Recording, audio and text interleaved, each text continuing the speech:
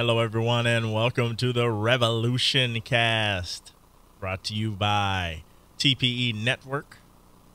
I'm your host, Hank Davis, and joining me via Skype, he is the one, the only, Alex Cruz. How are you? Hey, everybody, we're live. We're live and in color. So if you check out the YouTube video, even if you just check it out for a second, you can finally see Alex. we're both we're both on here, so that's awesome. Alex, any word on the ratings front? Well, there's good news and there's bad news. And the good news is that for the age bracket that they're looking for, 18 to 49, for that time slot, Revolution took first place. Okay. With the rating was like a 2.6 with a 7 share. Okay. But overall, if we're talking about in the millions, it's kind of weird. It placed third place for that time slot, with Castle winning with Hawaii 5-0 at second and Revolution at third. Hawaii 5-0 in second? Right. Castle did a 10.36 with Hawaii 5-0 doing a 9.02. Oh my gosh. And Revolution doing 7.02. Oh man. Which is, I think it's worse than last week. Yeah, it is. And I think you won our gentleman's bet that we had last week on the ratings front, because I was thinking it'd be a little bit higher with Led Zeppelin. Come on. So evidently Led Zeppelin could not save Revolution. So I don't know. If Led Zeppelin, ask yourself this, if you're at home watching or listening to this podcast, if Led Zeppelin can't save a show, what can? Nothing. Absolutely nothing. You know what? I think they got the wrong band. Why? I think I would have went with Kiss. Are they still alive? Oh, heck yeah. They're only like 100. They're only like 100 years old. They are, but hey, they're still kicking. Oh, goodness. Well, Alex, shall we get into our review of All right. for KASHMIR? As we say in the rock and roll world, let's get the lead out. Let's get the fake hair on. All right, we start out at the Westchester Rebel Camp. Nora is trying to get a deal, but Miles is not too popular there, and he is getting the crap beat out of him. And then Miles tells them about Danny, and he is going to get him inside Philly, and they can get a crack at Sebastian. Kind of changes the tune and the mood of things. Now, I felt like that we missed something. Yeah, they just threw us in. It was quite a huge jump between our previous episode and this episode, and it just got us right in there. And I felt like there was some story that wasn't being told. Yeah, and I am getting a little annoyed with the way they just throw us into something. And no, we don't get the prelude, nothing. Because last week, they were just at that bridge trying to get across. And it's like, okay, I'm obviously smart enough to catch up and figure things out. But why are you just thrusting me in? Sometimes I like just that gradual lead up to something. Because that could have been a decent story. Yeah, well, kind of what I took from it, so what they did was they kind of got to the promised land where all of a sudden we have all of these groups, these underground groups going on, and could this possibly have been the underground group that the one guy from last week that the old major betrayed there? Ooh. Yeah. Yeah. I like it. So Charlie is giving Miles that "I believe in you" speech while Miles is doubting himself. Man, has he been a downer the last couple episodes or what? Yeah, I think we can go ahead and safely say it's a midlife crisis. He's got that young woman, though. You know that. And That's no, 30, 40 years older or younger than he is. yeah, Yeah. pretty much. Oh, it's almost like our Elmo friend, Ooh. Tickle which me. we won't go there. Tickle me. All right. So he also says something that I thought was funny when he goes, we're probably just going to die tomorrow anyway. And, I'm like, well, there's Good attitude to have. You're kind of like the leader of this group, and we're just gonna die tomorrow. Anyway. He's pretty confident, The glass is half empty with that one. The force is not strong with that. We are outside the Philly base, and the Fellowship is going through some tunnels to get inside the city. So do you like how they explained away how you couldn't get there from just taking regular roads and stuff? Well, you gotta kind of look at it like this. If you're in this rebellious group, you gotta go underground where you won't be seen. Yeah, but he was like, I can understand that. He was like, oh, there's walls all around Philly. You have to go underneath. And I'm like, Well, okay. they'll be seen. Yeah, I'm like, well, okay. All right, I'll go with that. And then, if that weren't enough, we get the gratuitous rats running around. Because you're not underground unless you see rats. Rats. And they were like the They white have to ones. be rats. Has anybody ever seen a white rat out in the wild? That's the part. And I hope to never see one. No, but if you go to Detroit, then you will see a rat. Because they have a terrible rat problem right now. You dirty rat. Yeah, they're scary. All right, Miles thanks the rebel who talked the leader of the rebels to go with his plan. So he's like, hey, thanks for doing this, blah, blah, blah. And come on, we can just say right now, was it clear right now what was going to happen later? I think, you know what? I'll be truthful. I didn't, my force was not as strong as yours, evidently, for this scene, because I didn't really catch it. But it didn't necessarily mean I was exactly surprised when we did have the heel turn or the big reveal later on. Yeah, okay. Charlie and Nora talk about Miles and Sebastian. So we find out a nice little bombshell that Miles tried to kill Sebastian. But he didn't have the cojones to do it. He just couldn't go through with it. I couldn't go through with it. I just couldn't do it. So Charlie gives,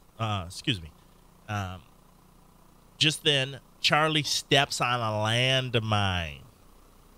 So we hear this click, and I guess somebody should have been paying attention to where she was walking instead of sitting there shooting the breeze with her fellow rebel sister. And I think this was the first of many stupid Charlie mistakes. So there was another stupid Charlie moment later on. So no. Yeah. Not calling it Stupid Dave Award. This is now the Stupid Charlie Award just for this show, though. Love it. Rachel has some music playing while she's working when Major Neville walks in with Captain Burke. And they want an explanation. And it was Led Zeppelin! Okay, so you got me there because I thought the next one we hear was the first time I heard it. And I'm wrong. That's awesome. Yeah, I was a Zeppelin fan back in the day. By back in the day, I'm talking the 80s, not when they were really well known. They were like, Led Zeppelin was the big 70s band, the super group, if you will. And the kind of funny to reflect to reflect Revolution's current ratings. Keith Moon tried to assemble a supergroup with Jimmy Page and John Paul Jones, who was the bassist for Led Zeppelin, and I forgot who the singer was supposed to be. It might have been even Roger Daltrey. Roger Daltrey and Keith Moon of the Who were going to do a side project, and so Keith Moon commented to somebody how, yeah, this is going to go down like a Led Zeppelin. Oh. And so the name kind of stuck. Jimmy Page kind of remembered that name, and he formed Led Zeppelin out of the ashes of what was the Yardbirds, and the rest is history. Nice. This week in So, Led Zeppelin. yes, so you get your rock and roll history. Nice. And for you rock fans out there, speaking of the Yardbirds, what were two other big-time British rock guitarists that came out of that group? Go ahead and tweet it to us. Voicemail or tweet it or whatever you want to do, and I love it. The winner's gonna get something. Your answer will be next week if I remember. We're gonna put it in our old men bank. All right, so what do you say? So Major Neville and this Captain Burke, they want an explanation for the machine, and Rachel's like, I've already gone over this, Well, go over it again. So she says it has a range of 9 to 10 feet, and she's making that machine is a booster for that pendant, so it should boost it. And you know what? I kind of bought it too until I did. We find out later it was actually for something else. Yeah, I bought it too. I'm not gonna lie to you. I was like, oh man, this thing's gonna have a half-mile range now. I was like, this won't be good. Oh no. And then Neville, what is his obsession with? Can you tell me when this will be ready? And I'm like, with Neville, I'm watching Neville's wife right now in a Chevy commercial. Awesome, because that helps you suspend your disbelief right there. All right, but yeah, why is he so impatient? Or maybe he suspects something. Yeah, did you see how long he does his patented stare at her? Yeah, and he just stands there like Neville. This guy, he'll stare a hole through you, and he can tell almost exactly what you're thinking inside. That is so creepy. Some type of telepathy or something. He can see what's inside you. It's creepy too, and I'm like, that's cool that he's got that talent, but I'm like, hey, you're freaking me out, dude, doing that. So I could tell right then that the wheels were spinning in old Neville's head. So the gang gets moving while Charlie is stuck on the landmine, except for Nora. Then Miles and Aaron say they're going to stay back there, so I guess they wanted to get their faces blown off. It's do or die time for Charlie, but we all know that it's not going to end like that. And then I was thinking to myself, in true Alex Cruz fashion, they just blew their budget on that explosion. And another thing too, they had a MacGyver moment. Yeah, they did have a MacGyver moment, but because Nora used that jackknife, it's like, you know what, we can we can help you out with this landmine. Let me deactivate this for you. And then, let's just be realistic. Will one landmine seal an entire tunnel that is like 15 feet tall like that? I mean, it was packed, sealed. You know what? I didn't believe it. I don't know. I'm not an expert when it comes to landmines. I know landmines can blow people to the kingdom pieces, but to cause a cave-in like that, it's possible. It's possible, I would think, but I'm not sure. So I was like, it's all locked up tight. And then there's some more that I'm just like, ouch. But we'll get to that in a minute. Aaron is introducing himself to Ashley, and I'm like, oh my goodness. He's trying to hook up. That's what I was thinking. And then he was like, why are you fighting for the United States? Because you're not even old enough to remember the United States. And it was neat, though, because she kind of gives us some backstory. Families from Syria. Her dad wanted a better life for her, so they moved to the United States, and they didn't want to get corrupted by terrorists and everything that come out of Syria. So yeah. And then just then, Miles sees someone slip into an electrical room. Or did he? And I was like, I believed it too. I was like, oh crap, there's somebody in like the higher up militia garb ducking into that little room. And he was like, I swear I saw somebody go in there. And they're like, there's nobody in there, dude. So that was kind of funny. Yep, like, what's going on? So I wasn't into it yet. I didn't, even though we read what the show was going to be about last week, I didn't get it yet.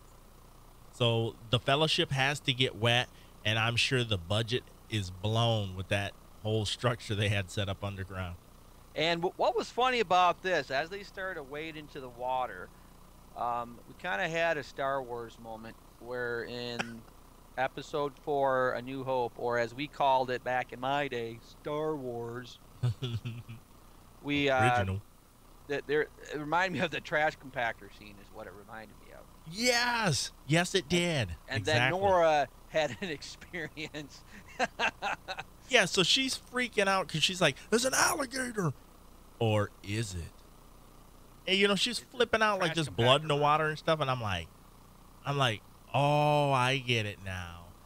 Are they inhaling something? That's what I was thinking. But then they say they're running out of air. And I'm like, okay, hold on. Did you see the size of the tunnel that they're in and that room that they went into with the water and all this stuff? So that exit got closed and your oxygen is nearly depleted that fast. I just thought that was ridiculous. And then and to see how big that tunnel was, it was huge. I didn't quite buy that. No, I didn't buy it at all. And then I'm like, hey, here's a clue. Why don't you put out most of the torches then? Oh, the flame! Look at the flames. They're getting weaker because they got the oxygen, and And I'm like, well, why don't you put some of them out then and just have one, if you're so worried about it? It just really felt. I would have rather it been a chemical. They didn't do that because it makes common sense to do that. Exactly. And I would have rather it been a chemical. That's just my opinion. It should have just been a freaking chemical that was making them woozy and delusional, and not this whole situation of, oh my gosh, the air is getting thin in here and we're all flipping out. I was like, oh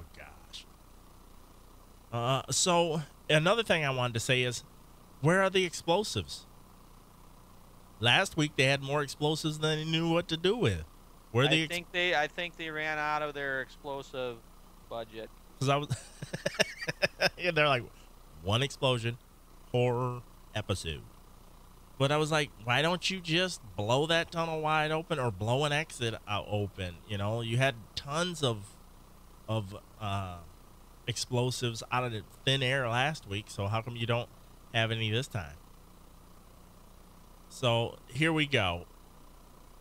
Miles sees an open door, and it's Led Zeppelin time for me. That's when I was like, oh, it's Led Zeppelin time, because they really cranked it up.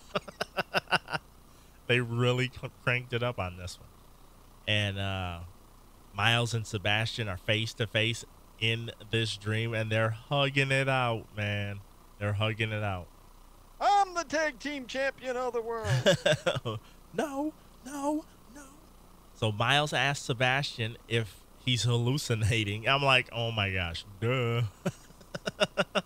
And they had that long exchange. And what I liked about this, they didn't insult our intelligence with this, and they didn't make it say like, no, this is real. Yeah, I was like, wait a minute. I said, nope, you're right, this is fake. All right, so Charlie is grilling Miles on his hallucination.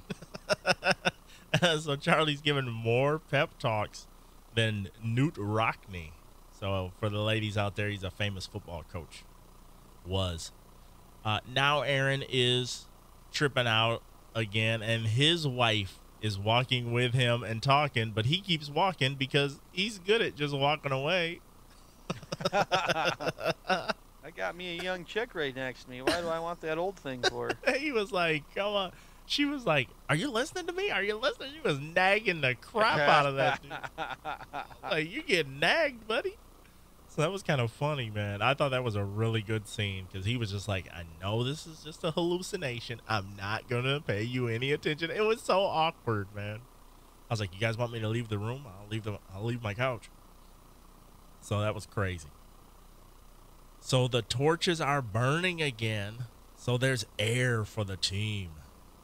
there's a door, and I was right when I said that the guy was a frigging traitor. So you had it called this week. So Yes. good job. And we had a huge heel turn. Yeah.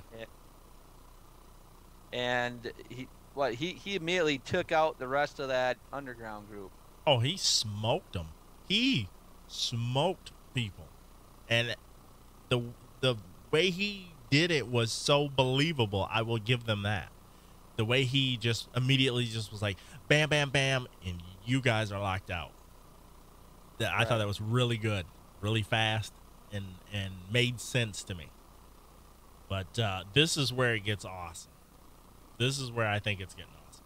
Charlie and Nora are banging on the door while the traitor tells Miles that, hey, don't you remember me? You know, I was so worried that you were going to make me because you handed me a medal one time, blah, blah, blah. My old brother. Here we go. And then Aaron gets the door open, and the fellowship is in hot pursuit. Legolas, the first girl, the young girl that Aaron was talking to, I call her Legolas because of her bow and arrow, she gets killed. And then Legolas 2.0, Charlie, she hits the dude, but on his way out, he shoots her. Okay, now this was the second stupid Charlie moment right here. Because, okay, I guess this is what I would have done. I would have went and shot him, and then, boom, immediately seek cover. What does Charlie do? She just stands there. Yeah, she stood right in the open like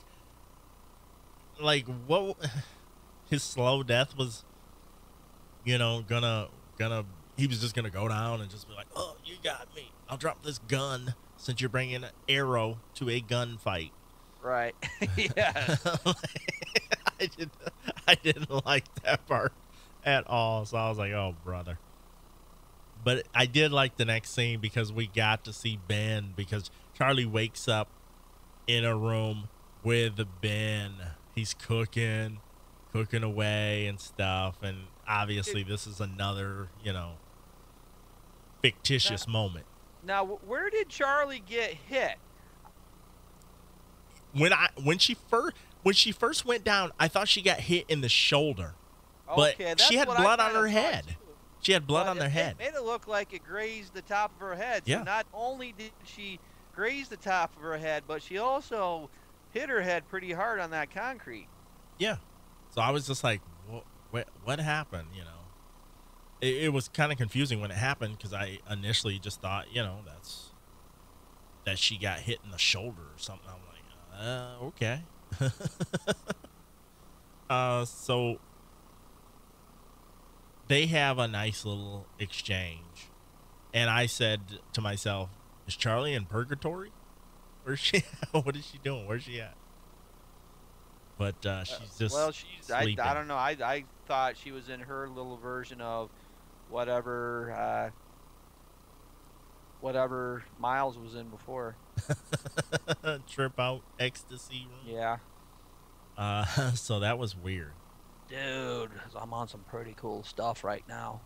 And it was funny when she mentions Miles to Ben, and he's like, "Oh, you were just a kid. How do you know anything about it? You know, you're just a little kid when you seen him last and stuff." He wasn't playing along at all. I was like, "Wow, this is weird." And then it was kind of like Miles was trying to will her back to life. And this is the first, not the first time, but one of the first times we've seen a lot of compassion out of Miles. Yeah, he was almost bawling his head off, which was, I know, every once in a while it's kind of neat to see Miles being human like that. Yeah, it is cool. I mean, he's evolving. Right. You see him all the time. Yeah, you see him going one way. You see Rachel going another way. You kind of see Tom Neville going another way. You know what I mean? You see all these people kind of flip-flopping a little bit, and it's different. And what's kind of neat, they like mentioned Maggie's name. We're gonna I have dinner ready for you and Maggie and for Danny, and that's like, oh, that's kind of cool. It's good, like it's how life was like for them before any of this happened. Yeah, yep. And he was just like stuck in that scenario, which would make sense for her to have that kind of a memory or thought. Right. And stuff. So that's awesome. Charlie has to say her goodbyes to Ben before she comes to, and that was pretty powerful. So I'm hoping we continue to see stuff with Ben in it. I kind of do. Well, I thought that was neat though, because Charlie's like, yeah, you know what, this isn't real. I don't belong here. I need to get back. Yeah. Yep. I'd love to stay, but I can't. All right. The gang is held up in the tunnel, and Charlie tells Miles about her vivid dream or whatever it was. And the gang is positive about their dangerous mission. This is where it got really awesome for me. Rachel is still plugging away on the extender machine. The range extender. Her amplifier. Yes. And Sebastian says, you know what? Neville has a hunch. And we're going to have somebody else check this out. And in comes Brad. A Brad that reminds you would love nothing more than to get sweet vengeance on Rachel. And so either way it goes, I was thinking to myself, no matter what that thing does, he's going to say it does something nefarious. That's what I was thinking. And you were correct on that assumption. And Brad's like, yeah, it's a bomb. It's a bomb. But like you said, Neville's like a freaking mind reader now. He just looks at you and goes, I know what you're doing. I know what you're building. You're podcasting, aren't you? You're going to be podcasting in 20 minutes, I bet you. And you're like, what? So that was awesome. And Sebastian, he is off the hook. You know, he's freaking out. Like, oh, I don't need you anymore and blah, blah, blah. And so Rachel has to think fast. And she freaking stabs Brad. And then as he's dying, she's like, I'm sorry. Like, oh, okay, so murder's fine as long as you say you're sorry. It's fine as long as she's sorry. No harm done. No. What a bunch of bull. And I don't know. See, I stated this earlier episodes of our podcast.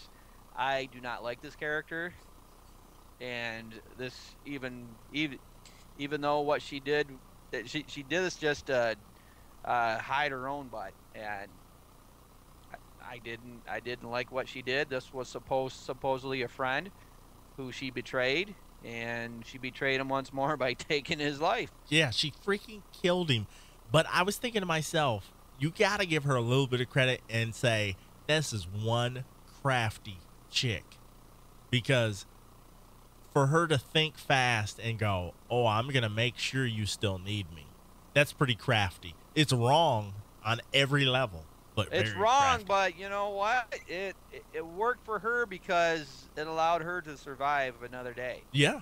Yep. And that's all she's trying to do now is just step by step survive, man. But if you're Sebastian, he looked more than just a little upset as that was going off. And if you're him, you know how he has so many trust issues. How are you going to look at the scenario going forward when you need her to do something? Yeah. So, Alex, any other thoughts on this episode so far? I thought it was kind of peculiar how quickly people recover from wounds in this TV show. Nora, you know what? You had almost a fatal wound there. Yep, she's fine. She's fine. Charlie, you should have been concussed. Yeah. She's fine. Yeah. They held some NFL quarterbacks out of games Monday night, but she was evidently okay to keep going and get ready to fight. Yeah, you make a good point. You make a good point. I don't know. So, overall, what was your rating for this episode? Let's see. I think I gave last episode a 6. Yes. I would give this one a 7. Okay. and I wasn't too big on this episode. Charlie, I thought, made some dumb mistakes. Definitely. I didn't like the commercialization of this band right here. Led Zeppelin. I don't know. It was better, but things are starting to gear up now. That next episode coming up next week. In fact, they call it the fall finale. So Yeah. We'll see if anything was if they tie up any loose ends. And of course, we know they're going to leave us on a cliffhanger. And the previews that they showed, I kind of thought, you know what? I think they just gave away the whole episode in these previews. Explain. They showed scenes of they showed a scene between Miles and Sebastian, and basically we know that Miles' greatest fear was that he's going to go back to Sebastian, and so I think at the end of the episode, Sebastian is gonna make Miles basically an offer he can't refuse, and we see Sebastian saying, "Rejoin me, and I'll let your family go." Yeah, this is true. So I'm thinking, you know what? I bet you, they're going to. That's going to be kind of the cliffhanger. Go ahead. Oh, I wanted to say this a few weeks ago. I thought it would have been an awesome swerve had it come to fruition that Miles gets them to Philly and it was all just a work to get them there. I thought that would have been an awesome twist, and then have it twist again later or something. But I thought that would have been awesome because we would have all been like, what the heck? This whole thing, he was still working with them the whole time. You know what I mean? And it was all just a big setup. That'd have been awesome. But no, that's not going to happen. So now it's kind of laid out like you said. That'll be the cliffhanger. And then there'll be 3 episodes later in the spring or whatever. Is it spring? Yeah, it is spring. Yeah, so those So basically, this is a short season. They already had 12 episodes that they kind of have planned. And what episode were we on? I think they're going to do 13, or supposed to do 13, and this was number 9. So they'll do 10, and then they should come back and do 3. So they're going to come back to do 3 more episodes. And then have we heard anything about another season? Or I haven't heard anything yet. In fact, let's go to TV by the numbers. Look at their review cancel index, and we'll see what they predict will be the fate of Revolution. All right, here we go. At NBC. And what do they say about all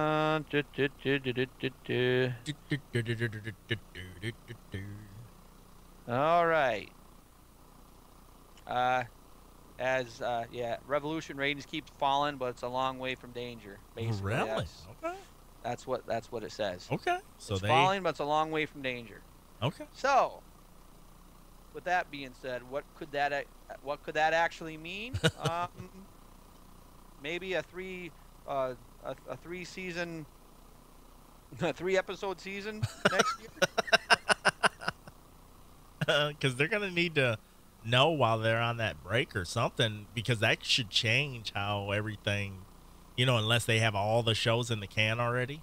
Do they already have every episode in the can? You know what? I think they do have every episode in the can right now. Okay, so we'll be hosed if they don't come back. More than likely. I know they'll come back and do those remaining episodes. Okay. But beyond that, I'm not so sure. Yeah, so if they don't tie everything up in those last 3, then we're gypped. It's almost like V all over again. Yeah, we'll call it we just got V'd. That'll be the term. Yep. So any theories? Any other theories on what's yet to come? I think what's going to happen is that Miles's family, which would include his sister-in-law and his nephew, they're finally going to, and Charlie, they're all going to be reunited. And so Sebastian's going to say, I'm going to let them all go, but I need you back with me. And do you think Rachel will be redeemed? Do you think her character is going to get redeemed soon? I don't know. Because she's kind of sunk pretty low. Yeah, I mean, yeah, exactly. Or does she get knocked off?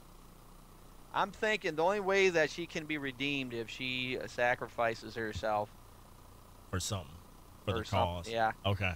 Because they should. It would only stand to reason that they're going to have somebody get killed soon. Right. It would, somebody major has to get, because they did the Ben thing right off the bat. Right. And it can't be Charlie. She's one of the main characters. Nope, can't be Charlie. So Aaron, yeah. It could be, but he already had his brush with death that we should have gotten rid of him if we were going to get rid of him. I think it could be Aaron and Nora easily. Nora easy, yeah. She seems Miles, I'm not so sure. No, I don't think it'll be him or Charlie. Oh. Danny. And did anybody notice that this episode was the first episode that they really, in fact, they didn't show any flashbacks at all. Really? So no flashbacks was seen in this past episode. You know what? I guess I didn't even think about it. I thought we seen something, but we didn't. So this was a first for Revolution. Ooh.